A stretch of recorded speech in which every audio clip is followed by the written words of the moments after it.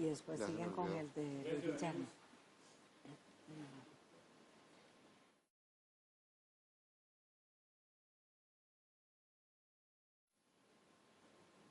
Muy buenas noches. Diálogos hacia el Bicentenario es un programa semanal en coproducción del Sistema Nacional de Radio y Televisión SINAR, Canal 13, y el Centro para los Estudios Democráticos de América Latina, CEDAL. Esta es la segunda jornada que tenemos. El año pasado, 14 programas realizamos en coproducción Canal 13 y el CEDAL, orientados a cómo va a ser la Costa Rica dentro de 7 años, en el 2021. Analizamos diferentes temas con diferentes invitados sobre temas de empleo, sobre temas de juventud, sobre temas de gobernabilidad, en fin, una serie de aspectos que consideramos importantes y vitales para analizar el futuro de esta democracia costarricense. Hoy arrancamos otra jornada más. Es una jornada que la hemos calificado hacia dónde va la democracia. Y en esta segunda etapa, en esta segunda programación, hemos invitado a diferentes estudiosos del tema de la democracia para partir hacia un estudio de los diferentes aspectos que compone la democracia costarricense. Este es un país que durante prácticamente dos siglos ha venido ya elaborando, construyendo, consolidando un sistema democrático después de la vida independiente, y esa vida independiente nos ha dado una democracia que puede ser que tenga errores, pero también ha tenido múltiples virtudes. En esa línea de pensamiento, hoy analizamos el tema de partidos políticos. La democracia costarricense se ha sustentado, porque así lo establece el Código Electoral, en el sistema de partidos políticos. Y para analizar el tema de los partidos políticos y cómo vamos a ver nosotros la democracia costarricense, y en especial los partidos políticos en el 2021, hemos invitado a 3 distinguidos estudiosos del tema. La doctora Eugenia Zamora.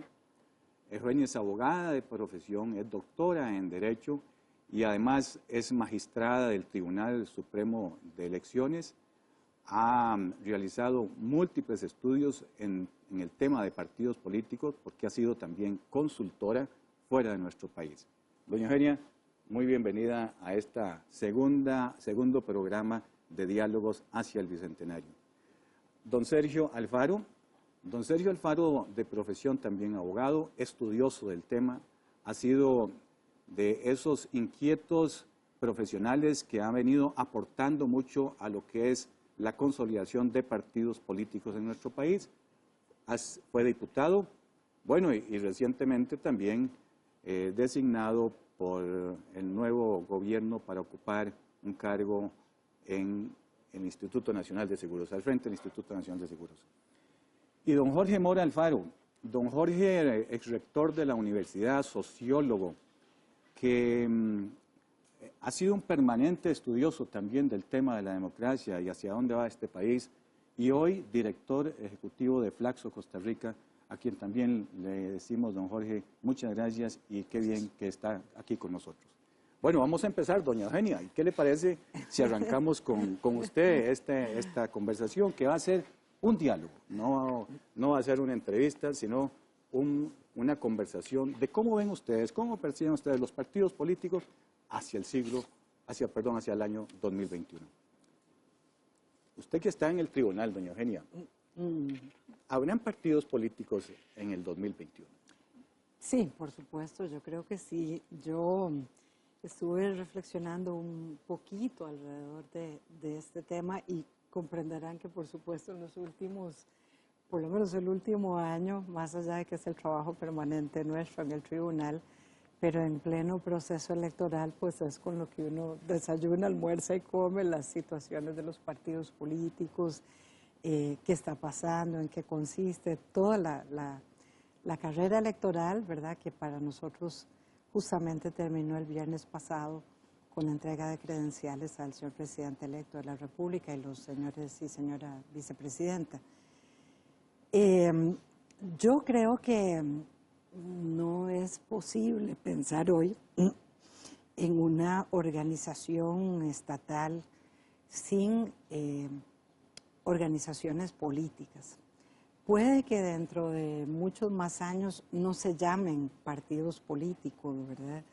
Hay toda esa vieja discusión sobre las facciones o los partidos que muy bien explica Sartori. Pero más allá del nombre que vayan a tener, que yo sí creo que dentro de 7 años seguirán siendo partidos políticos, lo importante que debemos rescatar es la necesidad de organizaciones que movilizan, digamos, los intereses políticos ciudadanos de cara a llevar adelante sus necesidades, ser la voz que expresa sus requerimientos, satisfacer esos requerimientos a través luego de la llegada al gobierno. No creo que dentro de 7 años no se llamen, en el caso costarricense, ¿verdad? Porque en otros países esa estructura política no necesariamente tiene forma de partido político como en Costa Rica. El caso uruguayo, ¿verdad? Con el Frente Amplio, por ejemplo, que es un frente, no un partido, que aglutina más de 21 organizaciones políticas diferentes. Unos son movimientos, otros son partidos, otras son coaliciones entre movimientos y partidos.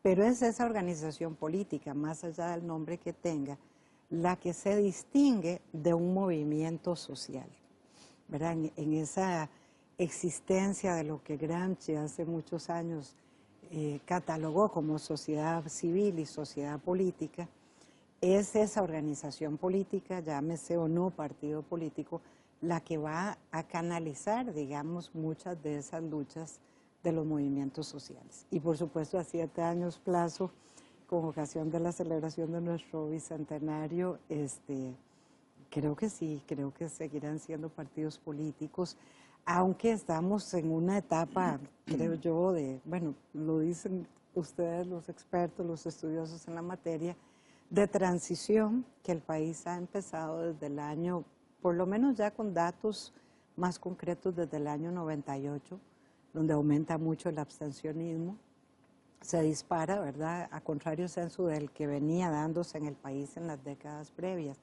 Ese es un dato de la realidad. En las siguientes elecciones podemos observar también otros datos que nos indican varias cosas, ¿verdad? Una etapa de transición, la aparición de nuevos partidos políticos. No sabemos, creo yo, todavía si va a ser una continuidad de un bipartidismo, pero con partidos nuevos, o nos movemos, como dicen algunos expertos, hacia un multipartidismo moderado. Creo que estamos en ese proceso.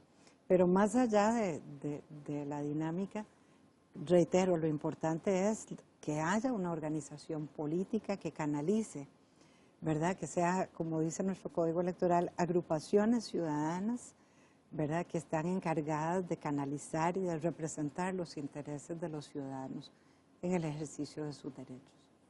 Sergio, y de manera que, según lo que nos dice doña Eugenia, ¿cómo serán los partidos dentro de 7 años? La estructura actual se mantiene, el Código Electoral establece ciertos lineamientos en cuanto a la formación de partido político, no existe una ley de partidos políticos propia, directa, están incorporados en el Código Electoral. ¿Cómo lo ve usted? Le voy a contar lo que vimos cuando se hizo el Código Electoral, un poco hacia dónde queríamos dirigir el camino de estas organizaciones, ¿no? Desde la Constituyente del 49 se habla de que los partidos políticos, que los tomadores de decisiones en aquel momento estaban esperando que la sociedad se constituyera por una estructura de partidos relativamente fuerte, de unos competidores en el espacio político importantes que tuvieran peso social importante. Y digamos que eso tuvo un ciclo que llegó a un punto muy exitoso en los 80s, pero comenzó a degradarse, ¿no? Entonces, cuando vino la discusión del Código Electoral, dijimos, bueno, ¿qué necesitan los partidos políticos hoy para volver a convertirse en esos referentes sociales de política? Y la discusión llevó a un punto de que necesitaban una organización sólida, ¿no? Su organización, la cara burocrática del partido, que le llaman algunos autores, había que hacerla un poquito más sólida.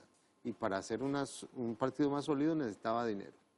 Entonces, el Código Electoral fortaleció el tema de los requisitos para inscribir un partido, no tanto en el número de personas afiliadas como en los requisitos cualitativos que debía tener un estatuto para poder operar una organización de forma medianamente organizada. Paralelamente a eso, se cambió el sistema de financiamiento de forma tal que los partidos tuvieran dinero antes de las elecciones y no después, porque el sistema anterior básicamente dejaba a los partidos sin dinero durante 3 años y les daba después un montón de dinero en la época electoral, ¿no? Ahora los partidos se ganan un cierto derecho a tener ciertos fondos durante la campaña y se reservan para gastos de organización y capacitación una cantidad determinada para el resto de los 4 años y se van liquidando trimestralmente. Entonces, las organizaciones políticas, a partir de tener un presupuesto de organización y de capacitación, que son los dos gastos que la Constitución, los dos tipos de gastos que la Constitución reconoce, esos partidos políticos pueden comenzar a retomar unas labores que habían abandonado, ¿no? Los partidos predominantes del siglo XX, que es el tema principalmente de la capacitación de sus cuadros, o las personas que están involucradas en los partidos políticos. Y esto pensando en que era necesario que las personas involucradas estuvieran muy claras, no solo de la ideología y de las propuestas programáticas de los partidos políticos, sino además de la responsabilidad que se asume social a la hora de estar en una representación política electoral. Y esta realidad solo se construye a partir de una formación que tiene que ser adicional a la formación básica de educación que podemos tener en los diferentes estados o espacios de la sociedad. Y esta realidad se quiso fortalecer con estos fondos y los partidos políticos ahora enfrentan la necesidad de tener que definir en su estatuto cuánto van a reservar de lo que ganan en la campaña para gastos de organización y capacitación. Y al tener que reservar ese dinero van a tener que generar una programación de gasto, y esa programación de gasto tiene unas reglas. Unas muy importantes tienen que ver con género, por ejemplo, con que haya principios de paridad de género en la formación, porque si queremos paridad de género en los órganos de representación y si queremos paridad de género en la Asamblea Legislativa y en el Ejecutivo y en todos los órganos del Estado, lo que necesitamos es mujeres capacitadas en lo político, y entonces la capacitación tiene que ser una capacitación igualitaria, ¿verdad? Y esa idea está inserta desde los fundamentos de cómo está estructurado el sistema de financiamiento, que fuerza a las organizaciones a tomar unas decisiones en un sentido determinado. Y yo esperaría, y es lo que esperábamos cuando se hizo esa norma, que entre eso y el fortalecimiento de los aparatos contables, la transparencia de los partidos políticos y el fortalecimiento del sistema de toma de decisiones interno y de los sistemas de asambleas a través de ese financiamiento, los partidos se vuelven organizaciones más sólidas, más democráticas y además con mayor proyección social y mayor anclaje social a través de esas capacidades de formación de cuadros.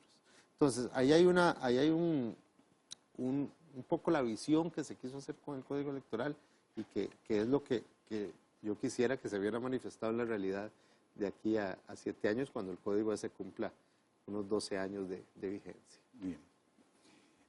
Don Jorge, de acuerdo a diversas encuestas que se han venido haciendo por organizaciones nacionales e internacionales, los partidos políticos en nuestro país han venido perdiendo cierta credibilidad. Y estamos a 7 años de llegar al 2021. Antes de que usted usted como estudioso de la realidad costarricense y sociólogo, en ese análisis de qué es lo que está pensando el ciudadano costarricense, vamos a hacer un corte para que nuestros patrocinadores también participen del programa y luego le dejamos a usted. Perfecto. Cuando ¿Cómo no? digamos. Muy bien.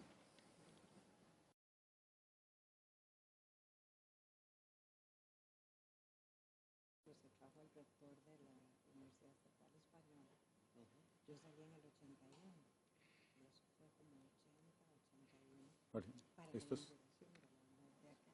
Ellos apoyaron mucho toda la... Pero claro, la don Jorge, verdad es- entonces decíamos que ante esa dudas que surge en el ciudadano costarricense en cuanto a la credibilidad de los partidos políticos y en consecuencia que puede afectar el sistema democrático como tal, ¿qué le parece a usted? ¿Qué nos dice? ¿Cómo observa ese panorama para los próximos años?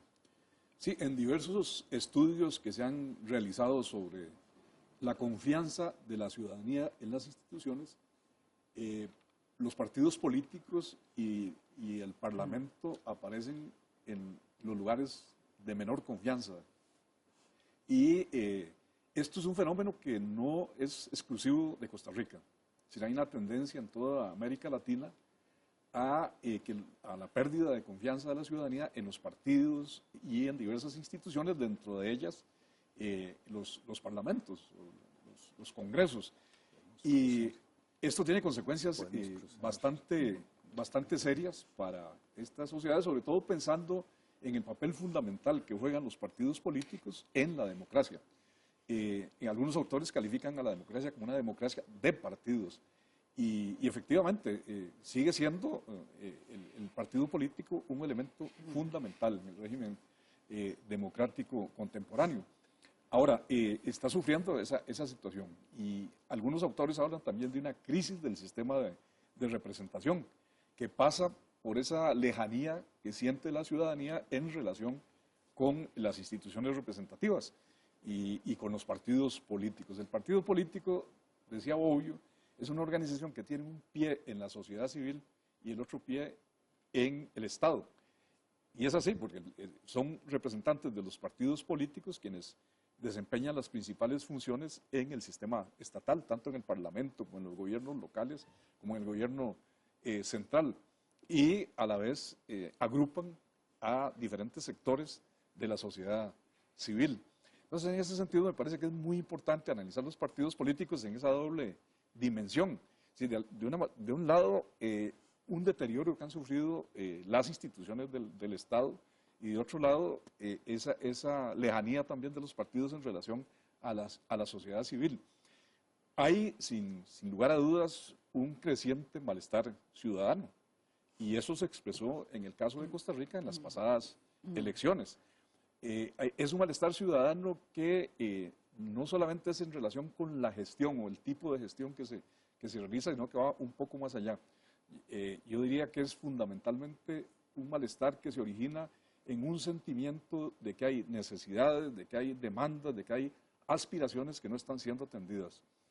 Y esto tiene que ver mucho con la orientación que han tenido las políticas, con el hecho de que hay sectores diversos de la sociedad que ahora no se sienten representados. Analicemos, por ejemplo, el tema de por qué han crecido tanto los partidos políticos y hasta qué punto realmente los partidos políticos más tradicionales han logrado mantener esa representación de intereses y sectores diversos. Si uno analiza con detenimiento, ve que en realidad los partidos han ido cada vez más representando intereses muy específicos y se ha perdido esa representación de la diversidad. Y eso ha generado que muchos sectores se vean obligados a buscar sus propias formas de organización política y sus propias formas de búsqueda de cómo sus intereses pueden ser canalizados hacia las instituciones del Estado. Eso hace que surjan partidos de muy diversa naturaleza. En un momento surgieron partidos campesinos, en otro momento, bueno, partidos que trataron de representar a las personas con algún tipo de discapacidad, en otro momento partidos, bueno, en esta oportunidad hubo intentos incluso de formar un partido que representaba transportistas, de diferentes sectores que sienten que los partidos políticos no están representando sus intereses. Y eso me parece que es un elemento fundamental pensando en el futuro.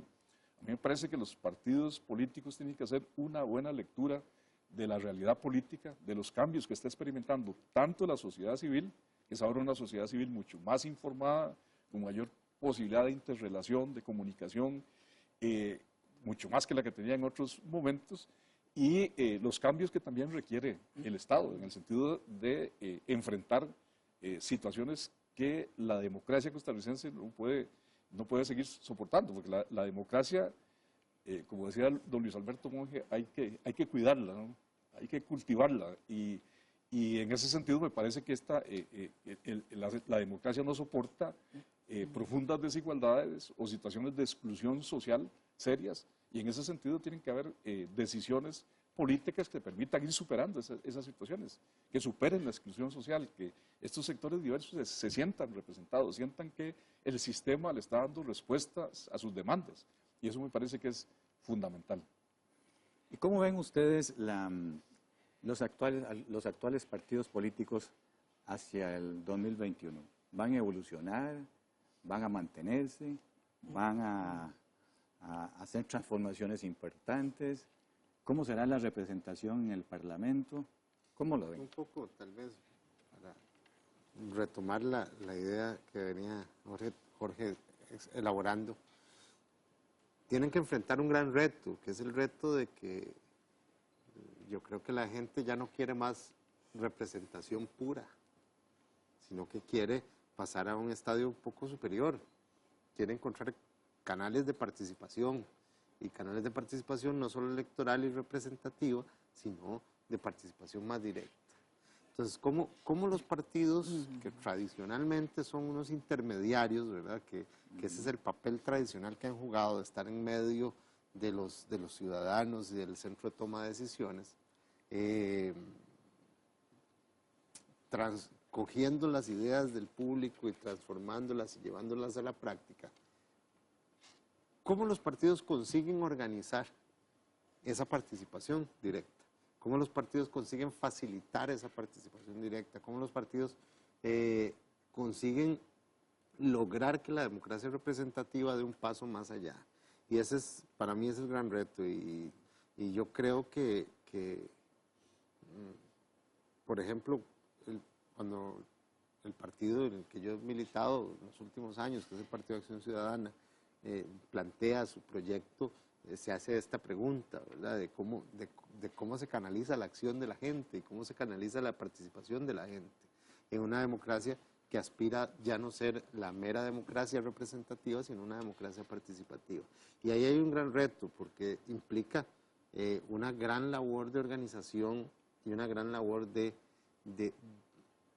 movilización, que al final de cuentas, lo mencionaba Eugenia al principio, que es el origen de los partidos, es movilizar a la gente, cómo la gente que no tiene participación participa, pero ya no una participación encapsulada y una participación canalizada, sino una participación más directa, más activa. Y ese reto, para mí, está en la formación política, ¿verdad? Porque si usted lo que se dedica es una formación de cuadros de élite, lo que va a seguir es generando partidos elitistas. Entonces usted tiene que tener una formación política, y un poco replicando la idea esta del modelo que se quiso generar en el Código Electoral, esa formación política no es una formación política para generar solo élites políticas, sino también ciudadanía activa, ciudadanía informada, ciudadanía que sepa cuáles son los botones que hay que tocar en las instituciones para que las cosas funcionen. Y esa, aunque pareciera una función que no se le corresponde a los partidos políticos, yo creo que sí le toca. Y creo que parte de la intención del código era darle amplitud a los partidos de cómo gastar ese dinero que se les asignaba, porque nunca se dice que esa formación política tenga que ser para partidarios, por ejemplo, sino que se deja abierto. Nunca se dice que la comunicación política que tengan que hacer sea exclusivamente propaganda. No, puede haber comunicación política formativa, por parte de los partidos imputable a esos gastos del trienio. Entonces, esa realidad está ahí para tomarla, para adecuar las organizaciones, para estructurarlas en relación con esas nuevas peticiones de la sociedad. Y los partidos que lo logren serán los exitosos y los partidos que no lo logren perderán en el juego. No sé si de esto saldrán 10, 20, 5 o 2 partidos. Eso es una cosa que solo el tiempo lo dirá, porque lo que nos pareció la fase del multipartidismo se ha extendido muchísimo, ¿verdad? Yo era de los que pensaba que iba a ser más rápida la estabilización del sistema, y me parece que no está resultando rápida, ¿verdad? Claro, claro. Hay varios comentarios de lo que dicen Jorge y Sergio que bueno, me quisiera comentar, quisiera señalar. Efectivamente ha habido un descontento importante, del cual por suerte no tenemos el monopolio en Costa Rica. Introducir otro factor, aunque Jorge lo adelantaba de otra manera, que es decir, traducir en respuestas concretas las necesidades de la gente en países, digamos, en subdesarrollo, ¿verdad? O no desarrollados, digamos, como lo son la mayoría de los países latinoamericanos, es un tema muy difícil. Si nosotros vemos, por ejemplo, el último estudio que hace el Tribunal Supremo de Elecciones con la Universidad de Costa Rica sobre las respuestas, ¿verdad?, las promesas insatisfechas, no respuestas, etcétera, ahí los investigadores señalan una lista importante, un poquito en la línea de lo que decía Jorge, lo que decía Sergio también. Necesidades insatisfechas, los temas de corrupción, los temas de cómo el partido político tiene que ampliar su base democrática, y quiero retomar eso ahorita. Y sin embargo, a pesar, digamos, de esa crisis que está allí, está instalada, la conocemos, ¿verdad? Se puede expresar a través de datos objetivos, estudiados por los expertos. El último proceso electoral nos indica que a pesar de todo la gente fue y votó por un partido, y votó de una manera, digamos, históricamente sin antecedentes en el país, inaudita, ¿no?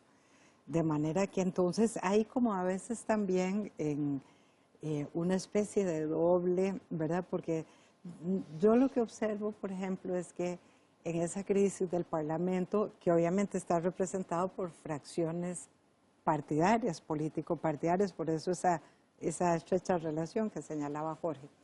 Sin embargo, siempre he observado desde muy chiquita, no ahora que estoy en el tribunal como ciudadana común y corriente, que cuando el señor o la señora diputada están presentes en una reunión, eso tiene un peso, ¿verdad? Y es ese peso de la persona que representa el mandato popular, ¿verdad? Esa legitimidad que el sistema sigue dándole a aquellos que están allí por mandato popular y no puestos por las armas, ni en Cuesta de Mora, ni en Zapote, ni en ninguna municipalidad, que ese es otro tema que quiero traer a colación, porque yo revisé, sobre todo en un libro sobre la historia del Poder Ejecutivo de doña Clotilde Obregón, reciente fallecimiento, y en realidad desde que aparecen los primeros partidos en Costa Rica hasta la fecha, hay varios documentos del tribunal que así lo relatan también. Hay N cantidad de partidos nacionales, provinciales, cantonales que se hicieron ya desde los 1880 y pico. Por aquí traigo la lista, no sé si nos dará tiempo, pero es incluso interesante desde el punto de vista histórico. No es diferente el comportamiento costarricense de partidos que aparecen y desaparecen, pequeños, medianos y grandes. Pero por eso yo decía al inicio que más allá de la estructura que tomen, el espacio geográfico que abarquen, fundamentalmente son la organización política que tiene que traducir esas necesidades, que canalizar esas necesidades ciudadanas. Gramsci señalaba también, comentando a Maquiavelo, ¿verdad?, que el príncipe del siglo XX, vamos a ver si seguirá haciéndolo para el siglo XXI, era el partido político, ¿verdad? En un comentario al respecto. Pero en todo caso, cierro con el tema de representación que señalaban ustedes. Yo sí creo que quizá, así como la reforma del Código Electoral que bien apuntaba Sergio, en realidad la reforma viene a darle concreción a varias reformas constitucionales a finales de la década de los 90 que apostaban, digamos, al fortalecimiento de la institucionalidad electoral. Una era el principio de transparencia que introduce la Constitución, de ahí todo ese cambio del esquema de financiamiento que señalaba Sergio. Otro es el principio democrático. La Constitución exige a partir de los 90 que los partidos tienen que accionar bajo el principio democrático. Y eso significó un desarrollo jurisprudencial del tribunal a través del amparo electoral muy importante.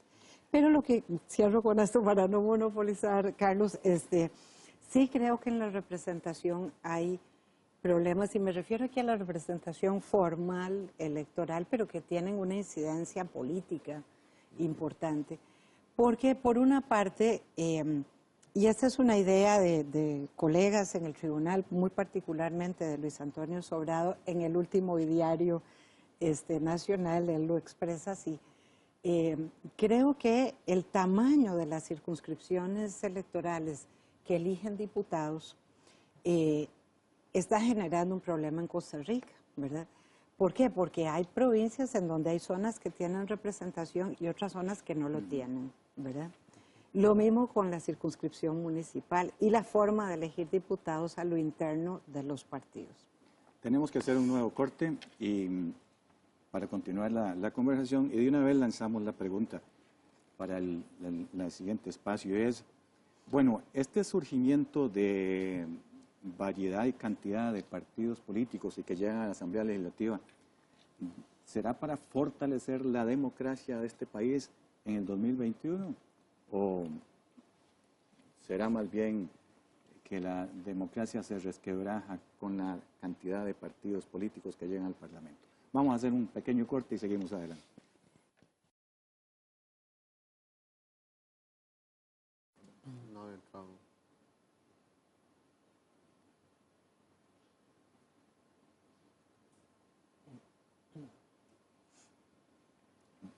Don Jorge, bueno, estábamos sobre este tema puesto por don Sergio y doña Eugenia, ¿verdad? ¿Cómo no?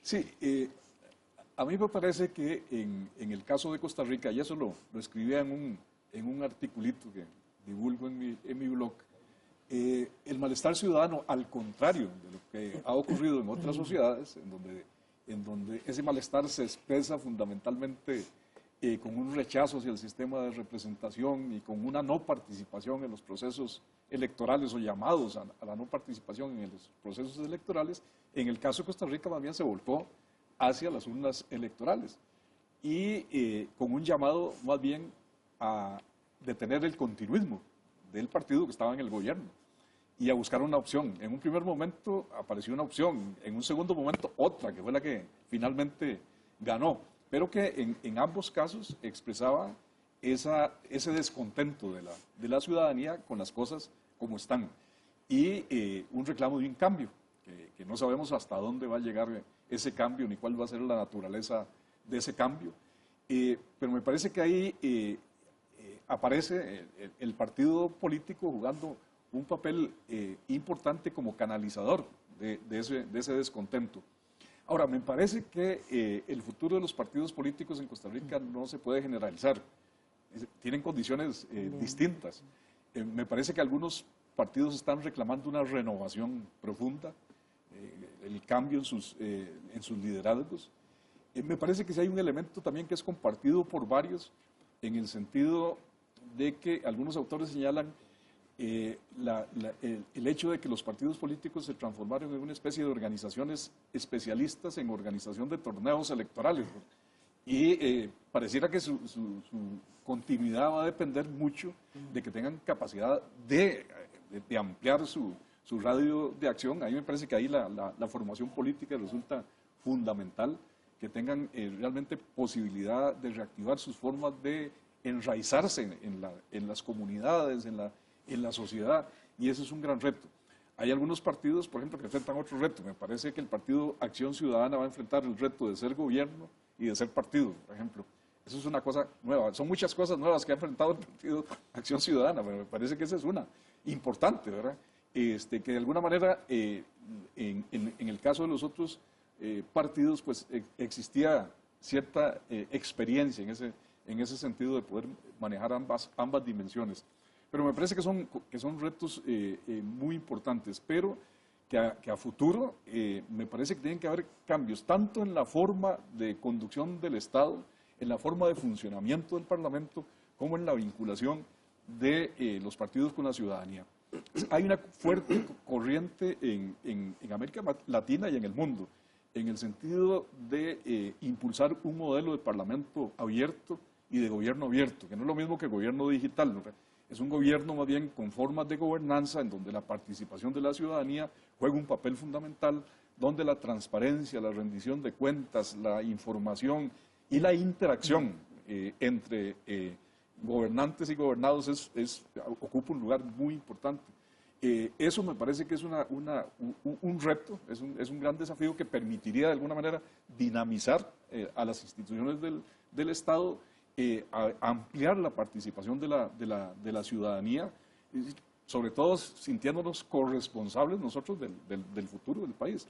Ahora, esto pasa, lógicamente, por el funcionamiento del Parlamento, por la integración de ese Parlamento multipartidista que en el caso de Costa Rica se ha fortalecido. Me parece que eso es un gran desafío, sobre todo para la nueva administración gubernamental, en el sentido que va a tener la necesidad de tener una gran capacidad de negociación política, de diálogo social, de tal manera que logre concretar sus proyectos de cambio, que es la expectativa que la ciudadanía tiene enfrente y que sin duda constituye un reto.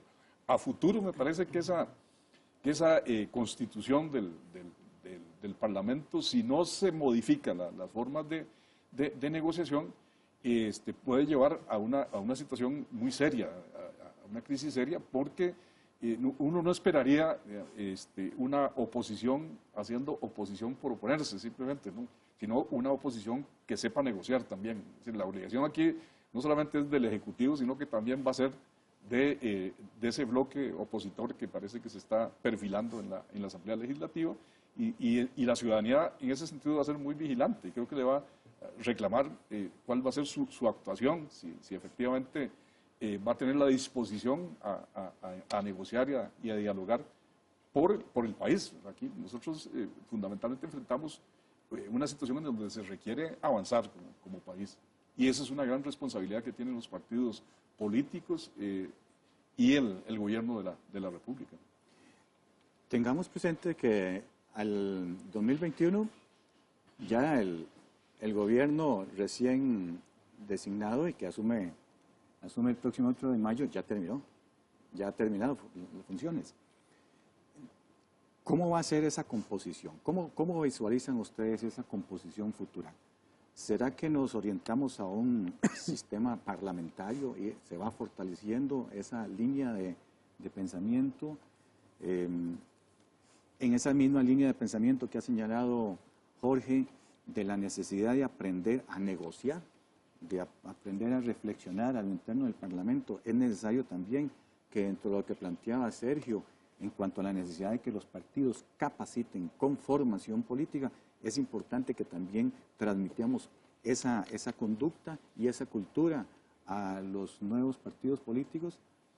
¿Cómo ven ustedes las posibilidades que se nos enfrenta esta democracia a 7 años que ya habremos pasado este gobierno, ¿verdad? Ya hemos pasado este gobierno y vamos a tener que posiblemente la situación que se dio,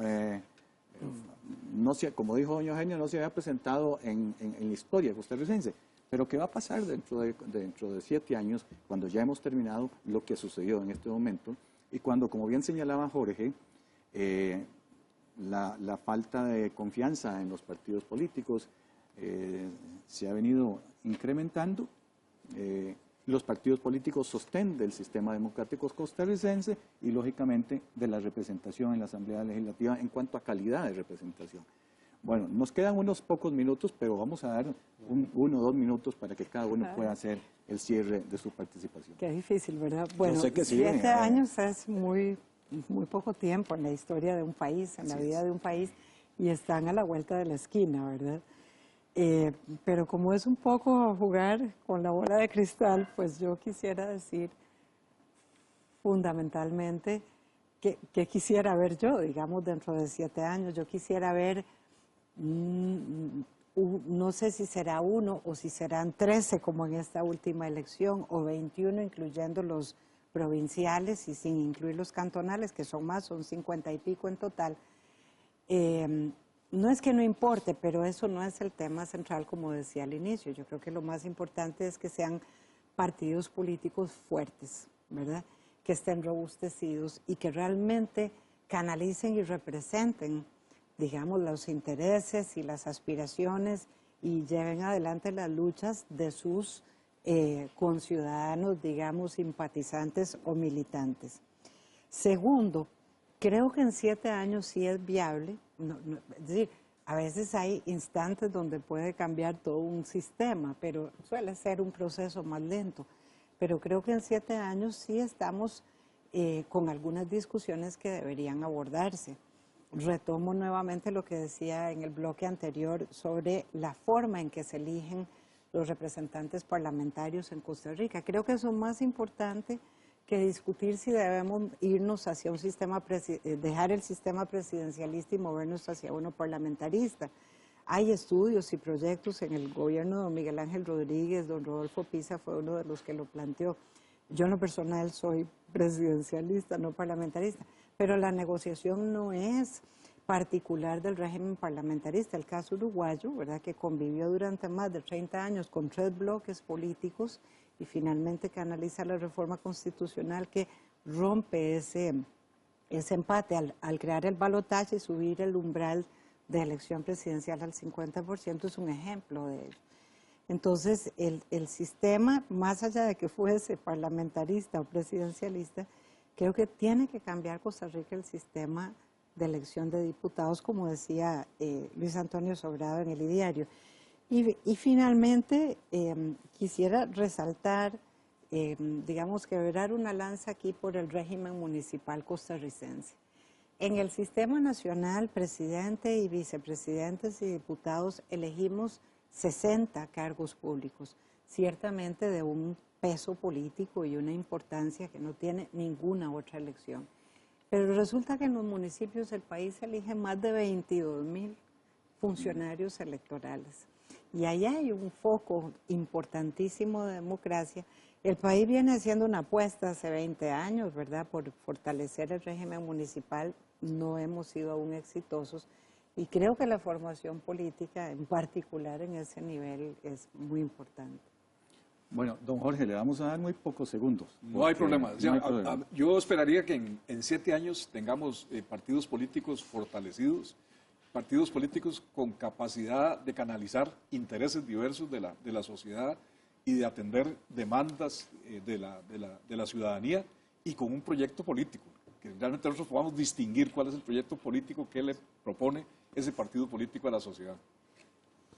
Bueno, para mí... Los otros segundos que le faltaron a don Jorge, ¿verdad? Si el problema es un problema de legitimidad, entendida la legitimidad como una falta de apoyo social, no solo a los partidos, sino al sistema democrático, yo esperaría que los cambios de formas de negociación y de formas de organización política vayan dirigidos a obtener esa legitimidad. Porque si los partidos la gana el sistema democrático. Si los partidos la pierde el sistema democrático. Entonces, si yo quisiera ver un horizonte de mediano plazo, que es este de los 7 años, lo diría, lo pondría en ese sentido, es la lucha por recuperar la legitimidad política. Don Sergio, perdón, porque parece que nos ahorramos unos segundos, ¿verdad? Pero en ese tema de formación que dice que dice Eugenia, y de la necesidad de la calidad de la escogencia, Jorge y Sergio, ¿qué podríamos obligar a los partidos políticos para que en los próximos procesos electorales, ya pensando en que tendremos nuevas asambleas legislativas, tengan la obligación de formar a su gente, de tener un proceso de formación claros, cristalinos, permanentes. Sergio, usted ha sido redactor del código. Y he participado mucho en el partido en la reflexión de esto. Es que el partido que no haga eso está muerto. Así de simple. Tiene que ser un objetivo central de todo partido político, formar no solo a sus activistas, sino las bases sociales que son la razón de ser y el fundamento de la democracia, porque cuando los grandes grupos dejan de creer en el sistema democrático, los partidos mueren, ¿verdad? Y muere la democracia con ellos. Sí, a mí me parece que los partidos tienen que elevar su capacidad de convocatoria a la ciudadanía, y eso lo hacen en la medida en que logren renovarse, cambien las formas de hacer política, porque, como decíamos, las condiciones de la sociedad han cambiado, y esa nueva realidad política obliga a los partidos a buscar nuevas formas de acción, nuevas formas de comunicación con la sociedad, nuevas formas de convocatoria. Y me parece que eso es fundamental. Si no convocan, si no tienen capacidad de enraizarse en la sociedad, no tendrán a quién formar, ¿no? Porque la gente busca sus propios mecanismos de formación, sus propios métodos de informarse, etc. Porque esos son cambios notables que existen en la sociedad actual. Y el partido político en ese sentido tiene que buscar su renovación. Me parece que estas elecciones pasadas han sido muy aleccionadoras en ese sentido. A mí el hecho, por ejemplo, de que se demostró que no se requerían grandes capitales para movilizar a los votantes, para llevar el mensaje a los votantes, que, por ejemplo, las nuevas formas de comunicación a las que tiene acceso cualquier ciudadano y ciudadana, permiten realmente la movilización y la interacción. Eso para los partidos políticos es una lección que tienen que aprender. Además que la ciudadanía es una ciudadanía que hoy le exige mucho más al partido. Y ahí yo coloco también entonces en un lugar muy importante la actitud de la sociedad civil, es decir, la actitud de la ciudadanía, porque me parece que la ciudadanía va a ser más exigente con el Estado y con los partidos políticos. Y si los partidos no logran esa renovación, perecen, como muy bien decía Sergio. Eugenio, y usted hizo un llamado de atención muy importante, de que no solo debemos hablar del Parlamento, sino que debemos hablar también del régimen municipal, ¿verdad? Sí, claro. Que posiblemente ahí los partidos políticos le ponen menos atención que a lo que se le pone a la Asamblea Legislativa y a los candidatos a diputados o diputados futuros. Si no formamos ahí, si no hemos hecho lo propio a nivel de la escogencia del Parlamento, pues en el régimen municipal pareciera que menos atención le hemos puesto. Sí, les agradecemos mucho, ha sido una rica conversación sobre este tema. No se agota, por supuesto, y esperamos que en una próxima sesión podamos nuevamente tomar el tema, seguir dialogando. Estamos, como decía Eugenia, insistentemente a muy corto plazo, 7 años no es nada, pero la verdad es que 7 años pueden cambiar modelos. Y claro, el sistema democrático costarricense, creo que todos estamos para ver cómo se fortalece, cómo se corrigen errores, cómo encontramos nortes claros para que la falta de credibilidad y de confianza que en algún momento ha manifestado la ciudadanía pueda irse diluyendo y ojalá eliminando. A todos ustedes, amigas y amigos, un gusto en haber compartido desde sus casas con nosotros. Nos vemos el próximo miércoles a las 7 de la noche durante los próximos meses. Muchas gracias y muy buenas noches.